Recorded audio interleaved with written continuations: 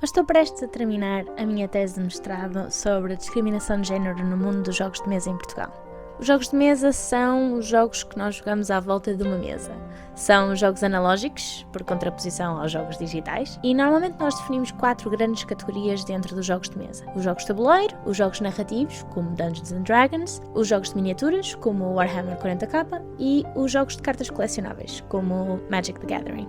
Tendo como uma das minhas missões profissionais a luta contra a discriminação de género e sendo uma das fundadoras e atual presidente da Associação Quebrados, uma associação dedicada a jogos de mesa, fazer uma tese sobre a discriminação de género nos jogos de mesa em Portugal é quase como uma junção das minhas 2 grandes paixões profissionais, quase como o culminar da minha carreira.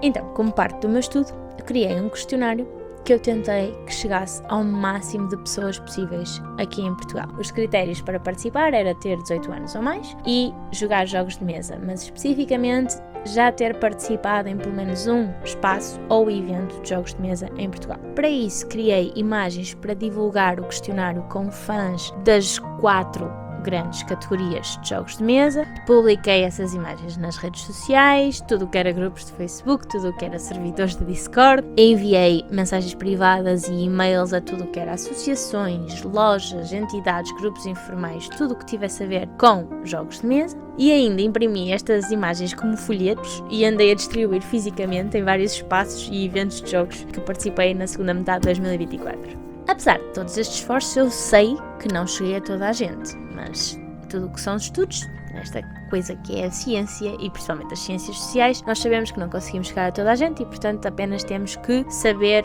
que tipos de conclusões podemos tirar com a amostra que temos. Olá! Neste vídeo eu não vou falar dos resultados em relação à discriminação de género na comunidade de jogos de mesa, isso ainda está em análise, a tese vai ser entregue daqui a umas semanas, nessa altura falamos, mas por ser o Dia da Mulher decidi trazer alguns dados que já tenho e que acho importante partilhar.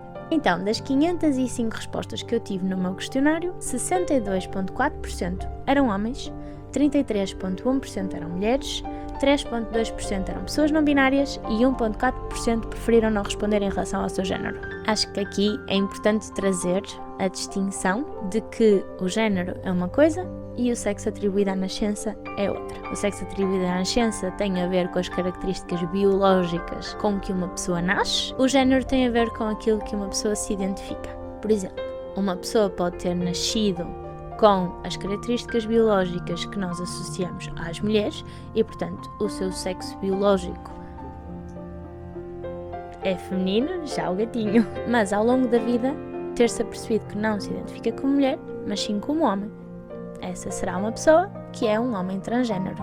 Apesar do meu estudo não se focar no sexo atribuído à nascença, fazendo o cruzamento dessa variável com a variável género, foi possível ver que 1% das pessoas da minha amostra eram pessoas transgênero, 0,5% eram mulheres transgênero, 0,5% homens transgênero. De forma diferente das pessoas transgênero, as pessoas cujo género coincide com o sexo que lhes foi atribuído à nascença são chamadas de pessoas cisgênero. Já as pessoas não binárias são pessoas cujo género não se enquadra numa destas 2 caixinhas. A sociedade tem uma visão binária no sentido da existência destas 2 caixinhas, uma caixinha para os homens e uma caixinha para as mulheres. Há pessoas que, independentemente do sexo que lhes foi atribuído à nascença, não se enquadram em nenhuma das caixinhas. Podem, por exemplo, ter um género fluido, podem simplesmente estar fora das caixinhas de todo. Existem várias maneiras diferentes de ser uma pessoa não binária. O questionário mundial LGBT+ Pride 2023 determinou que, em média, 3% da população de cada país identifica-se como identidade não cisgênero, ou seja,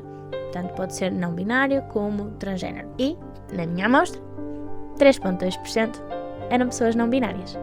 Agora, se analisarmos cada tipo de jogo diferente, vemos que esta distribuição não é igual para todos os tipos de jogos. Nos jogos de tabuleiro clássicos, por exemplo, o xadrez, no grupo de pessoas que já experimentaram pelo menos uma vez, vemos uma distribuição mais ou menos semelhante à da amostra total.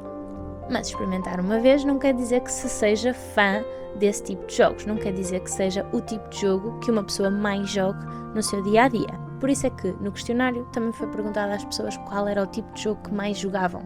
Nos jogos de tabuleiro modernos, como por exemplo o Catan e outros jogos de tabuleiro que têm vindo a ser lançados nos últimos anos, tanto na população das pessoas que já experimentaram uma vez e na população das pessoas que dizem que os jogos de tabuleiro modernos são o tipo de jogo que jogam mais frequentemente, as distribuições também não mudam assim tanto. Já no que toca aos RPGs, aos jogos narrativos como Dungeons & Dragons, apesar das percentagens de homens e mulheres não estarem muito diferentes daquilo que vimos nos outros tipos de jogos, há aqui um ponto interessante, que é a percentagem de pessoas não binárias. Enquanto que nos jogos de tabuleiro essa percentagem diminuiu um bocadinho em relação à percentagem da amostra total, neste tipo de jogo ela aumenta. O que é que isso quer dizer? Não sei, mas que é um facto interessante, é. Em relação aos jogos de cartas colecionáveis, aos trading card games como o Magic the Gathering, podemos ver que as distribuições já mudam um bocado. Tanto no público de quem já experimentou este tipo de jogos pelo menos uma vez, como no público que diz que estes jogos são aqueles que mais jogam no seu dia-a-dia. E, por fim, os jogos de miniaturas, os wargames como o Warhammer 40k, têm uma distribuição ainda mais homogénea. Há uns anos atrás, nos anos 80, as empresas de videojogos fizeram uns estudos assim parecidos e descobriram que a maioria do seu público também eram os rapazes. E o marketing tem uma coisa engraçada, que é a criação de uma persona, do cliente típico, do cliente ideal. E é uma estratégia de marketing considerada eficiente afunilar e dirigir o marketing do produto para esse cliente ideal, para essa persona. Ora, quando os produtores de videojogos viram que a maioria do seu público era do sexo masculino, decidiram: pronto, vamos afunilar todo tipo de marketing, a produção de jogos, a criação de jogos e a publicidade dos jogos para os rapazes. E resultou. A nível de dinheiro, resultou muito bem.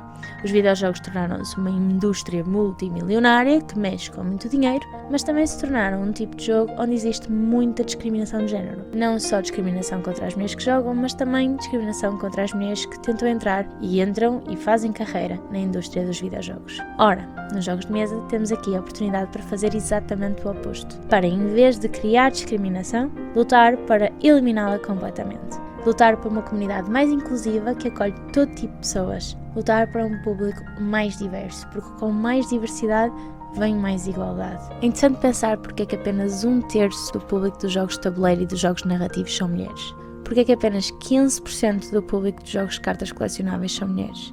Porque é que apenas 8% do público dos jogos de miniaturas são mulheres. O que é que está a acontecer nestes tipos de jogos para haver tão poucas mulheres comparativamente aos homens?